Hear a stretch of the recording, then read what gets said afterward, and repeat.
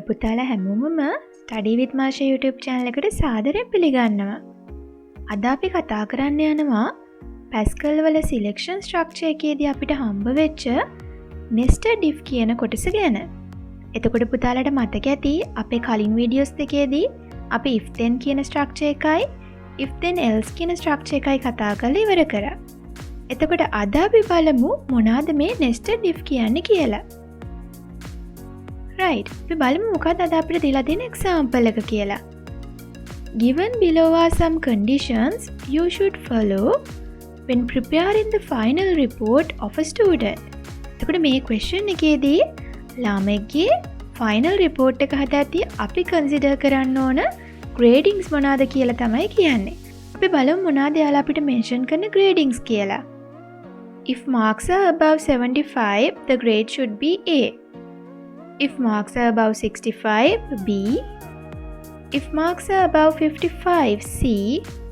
If marks are above 35, D. If marks are below 35, F. එතකොට මුලින්ම මේ දීලා තියෙන marks සහ එයාලගේ gradings ගැන ඔයාලට යම්කිසි දැනුමක් තියෙන්න ඕනේ. එතකොට මේ දීලා තියෙන ප්‍රශ්නෙට අනුව පුතේ අපි මුලින්ම බලමු මොනවාද අපිට ඕන කරන variables කියලා. එතකොට දැක්ක ගමන්ම ඕගලන්ට පේනවා marks store කරගන්න අපිට එක variable එකක් ගන්න වෙනවා. ඒ වගේම grading එක දාන්න තවත් variable එකක් වෙනම ගන්න වෙනවා. marks වෙනුවට මම ගන්නවා marks කියලා variable එකක්. A B C D ඒ කියන්නේ මගේ gradings වෙනුවට මම ගන්නවා grade කියන variable එක. හරි. එතකොට මම මෙතන මගේ variables දෙක වෙන වෙනම ලියාගත්තා. දැන් අපි බලමු මොනවාද අපිට ඕන කරන data types කියලා. marks කියන එකට මම decimal values ගන්න නැතුව whole values ගන්නවා. ඒ කියන්නේ පූර්ණ සංඛ්‍යා විතරයි, දශම සංඛ්‍යා නැහැ. ඒක නිසා මම කෙලින්ම මෙයාට integer කියලා ගන්නවා. grade කියන එක පුතේ ඔයගලන් දැක්ක example එකේදී එයාලා අපිට දීලා තිබ්බේ A B C. ඒ කියන්නේ keyboard එකේ ඉන්න තනි values. එතකොට ඒවට අපිට ගන්න වෙන්නේ char කියන data type එක. හරි. එතකොට මේ බලන්න මගේ final output එක මෙන්න මේ විදිහට තමයි මට display වෙන්න ඕනේ. මුලින්ම enter your marks කියලා message එකක් එන්න ඕනේ. ඒක ඉස්සරහින් චුටි space එකක් තියෙන්න ඕනේ userට. එයාගේ mark එක enter කරන්න. ඊළඟට මේ program එක ඒ දීපු mark එක detect කරගෙන finally message එකක් display කරන්න ඕනේ your grade is ඊට පස්සේ එයා දාලා grade එක. එතකොට මේක තමයි මගේ final output එක. right, අපි බලමු කොහොමද මේකට අදාළ කරන කෝඩ් එක ලියන්න කියලා. හරි. එතකොට දැන් ඔයාලා මුලින්ම දන්නවා අපි Pascal program එකක් ලියද්දී මුලින්ම එයාගේ නම mention කරන්න ඕනේ. එතකොට මම program කියන keyword එක මෙහෙම දාලා එයාට ලියනවා sample3 කියලා. ඊට පස්සේ සුපුරුදු විදිහට input output කියන keywords දෙක ලියලා මගේ statement එක මම semicolon එකකින් ඉවර කරගන්නවා. එතකොට දරුවනේ ඔයාලට ලේසි වෙන්න මම මෙහෙම side එකේ මගේ program finally create කරන්න ඕන program එක මේ විදිහට display කරලා තියෙනවා. එතකොට අපේ program එකේ මම කලින් කිව්වා වගේ variables දෙකක් තියෙනවා. ඒක නිසා මම වා කියලා keyword එකක් ගත්තා. ඒක ඉස්සරහින් මම මෙහෙම mention කරනවා marks ඊළඟට colon integer ඊළඟට මම semicolon එක දාලා statement එක ඉවර කරනවා. ඊළඟට මගේ තව variable එකක් ඉන්නවා. ඒ තමයි grade. එයාටත් colon එකක් දාගන්නවා. ඒකට එයාට මම ගත්තේ data type එක char. එකත් මම මෙහෙම mention කරලා ඒ statement එක ඉවර වෙනවා කියලා පෙන්නන්න semicolon එක දැම්මා. එතකොට variables mention කරන stage එක දැන් මෙතනින් ඉවරයි. දැන් අපි පටන් ගමු අපේ program එක ලියන්න. එතකොට පුතාලට පේනවා අපේ final output එකේ මුලින්ම තියෙන්නේ enter your marks කියන message එක. එතකොට මම ඔයාලට කියලා දීලා තියෙනවා මොකක් හරි message එකක් ඔයාලගේ screen එකේ display වෙන්න ඔයාලා ගන්න ඕන keyword එක තමයි write. එහෙමත් නැත්නම් right line. ඒතර මම ඔයාලට කියලා දුන්නා මේ දෙන්නගේ වෙනස. right කියන්නේ normally ඊළඟ line එකට යන්නේ නැතුව ඉන්න line එකේම තියාගන්න අපි පාවිච්චි කරන keyword එක. right line කියලා ඔයගලන් ලිව්වොත් මේ තියෙන box එක එහෙමත් නැත්නම් userට input එක දෙන්න වෙන්නේ ඊළඟ line එකේ.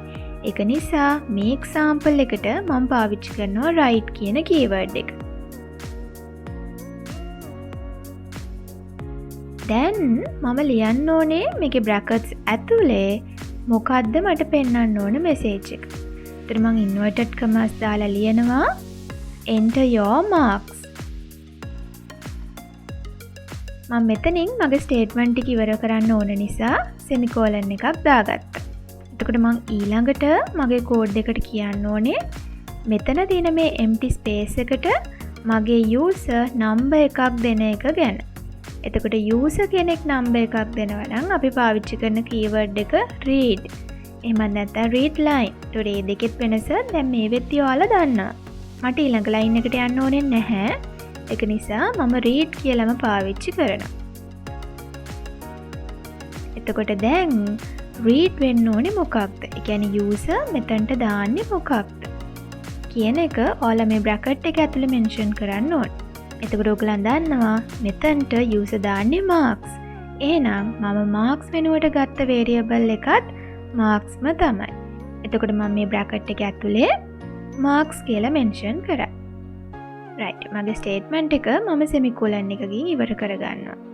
එතකොට දරුවනේ මෙතනින් පස්සේ තමයි අපේ nested if කියන statement එක පටන් ගන්න. ඒතර මේක පැහැදිලිව හොඳින් බලා ගන්න. මුලින්ම අපේ question එකේ පළවෙනියටම අපිට කියනවා if marks are above 75 display A කියලා. එතකොට අපේ nested if වල තියෙන main condition තුනක් තමයි if then else කියලා කියන්නේ. ඒකට මම මුලින්ම ලියනවා if marks are greater than or equal 75 then